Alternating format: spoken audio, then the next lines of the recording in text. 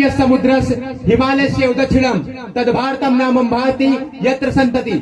इसका अर्थ है जो समुद्र के उत्तर में तथा हिमालय के दक्षिण में स्थित है, हम उस माँ भारती की संतानें भारतीय हैं। नमस्कार, यहाँ उपस्थित महानुभाव तथा युवा शक्तियों, मैं आकर्ष वर्मा आपके समक्ष पेट्रियटिज्म एंड नेशन बिल्डिंग के विषय में विचार अभिव्यक्ति हेतु उपस्थित हूँ।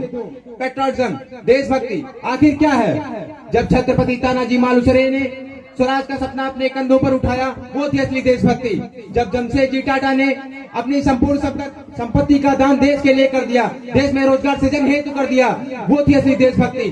देशभक्ति ऐसी कोई महान संज्ञा नहीं, ये तो सिर्फ nation first and self last की एक भावना है और इसी भावना के तहत हमें कार्य करना चाहिए।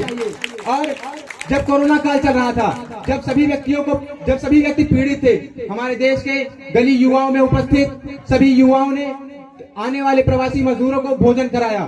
स्वच्छ भारत अभियान के तहत विद्यालयों में पढ़ने वाले छोटे बच्चे भी आज अपना कचरा कूड़ेदान में फेंकते हैं, वो भी एक देशभक्ति है।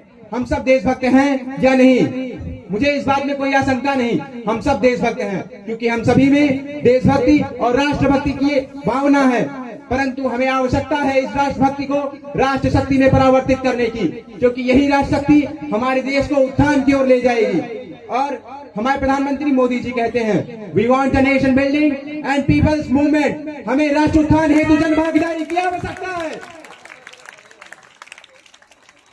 और इसी भावना के तहत हमें कार्य करना चाहिए। इस ब्रह्मांड में उपस्थित कोई भी कर जो कुछ सोच सकता है, हम वो कर सकते हैं। हम इस देश की युवा शक्तियां हैं और इसी शक्ति के तहत हमें कार्य करना होगा। हमारे देश के कई लोग जैसे जितेंद्र अग्रवाल, श्री लक्ष्मी साई, सुरेश आदि जैसे लोगों ने स्टार्टअप के माध्यम से हमारे देश के राष्ट्र उत्थान हेतु कार्य किया है, हमारे देश को आगे बढ़ाया है। हम इस देश की युवा शक्तियां हैं और हमें भी ऐसा करना चाहिए और इनका साथ देना चाहिए।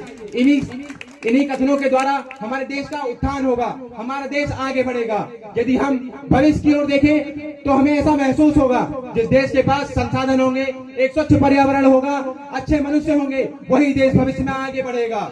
तो हम सबका एक कर्तव्य बनता है कि हम सब अपने देश के लिए एक संसाधन और पर्यावरण का निर्माण करें। तो आओ हम मिलकर संकल्प करें, वयम राष्ट्रीय जागरूक। इसका अर्थ है हम सभी को अपने देश को जागृत एवं जागरूक रखना है।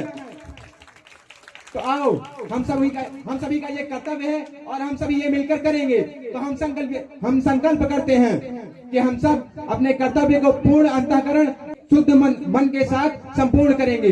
जय हिंद, जय मां भारती।